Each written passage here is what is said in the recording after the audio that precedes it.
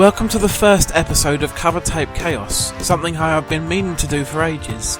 Originally it was going to be just one segment of a much longer Commodore Classics episode, but I just don't have the time to work on such lengthy videos. Rather than lose all the work I had already done, however, I've decided to chop up the longer episode into separate series. This one focuses on the tapes that used to come stuck to the front of C64 magazines like ZZAP 64 and Commodore Format. As a kid, money for new games was often hard to come by, so a lot of my gaming actually came from demos and full games on these tapes, and I eagerly looked forward to each new issue.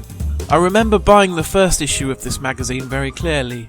I was just about to go on a camping trip with the Scouts for a week and took it along with me. This was before I had a C64 of my own, but I was campaigning to get one for Christmas that year and eagerly read the mag from cover to cover. When I finally got to try out the tape that came with it round a friend's house, I played one of the demos quite a bit.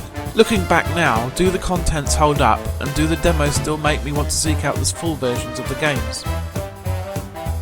First up, we have a full game called Revolution. It resembles Asteroids at first glance, but after a few seconds you realise that your ship is permanently fixed in the centre of the screen and can only rotate on the spot. You have a shield that wraps around your craft except for the very front, and this shield is gradually chipped away by enemy fire and any asteroids that collide with you.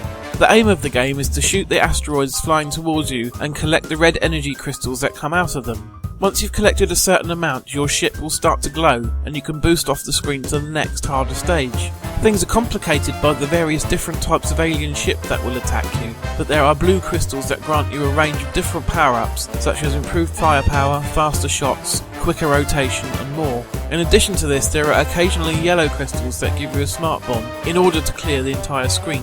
While I think the concept of Revolution is quite a neat idea, I didn't find the game particularly exciting to play. It takes quite a few waves before the difficulty starts to ramp up, and until it does, things are really quite dull. Not a game I would keep coming back to, really. I can't find any information about whether this game was actually released, or if it's an exclusive on this cover tape. C64.com doesn't have any record of it, which leads me to believe that it's the latter. Next up is a demo of Saint Dragon, one I remember having a good time with back in the day. It gives you a snippet of the first level from the game, which is actually extremely brief. For a minute or two while it lasts though, you get decent graphics and some nice music. I never actually got around to playing the full game because I already had Dragon Breed, which was fairly similar. Maybe I will check it out for a future episode of Commodore Classics though.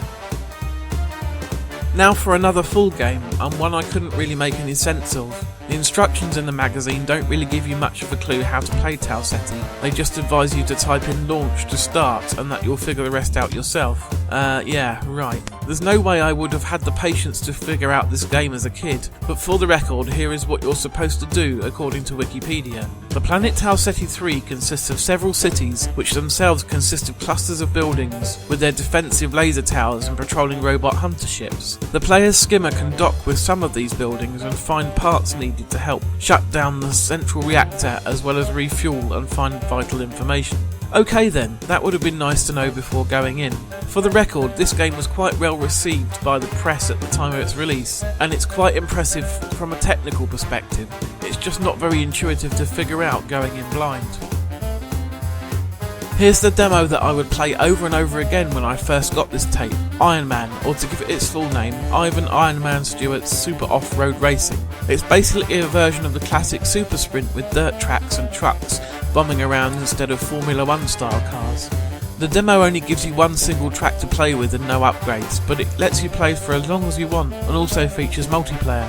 Frantic, addictive fun and a very good version of the arcade game. Finally, there's another full game on this tape called Rebel. I couldn't make much sense of this one either. You control a tank with a rotatable turret which can go forward or in reverse. It's quite easy to get the controls in a muddle if your turret is facing in one direction and you're steering in another. There are helicopters attacking you and other vehicles trundling around, and I kept getting blown up when I was trying to work out what I was supposed to be doing. I'm sure there's a decent game trying to get out, but the controls were tricky to get the hang of. So there you have it. As far as cover tapes go, it's not the greatest, with the two demos holding more appeal to me than the full games. These tapes did get much better as time went on though, so let's hope the next one I look at is more enjoyable.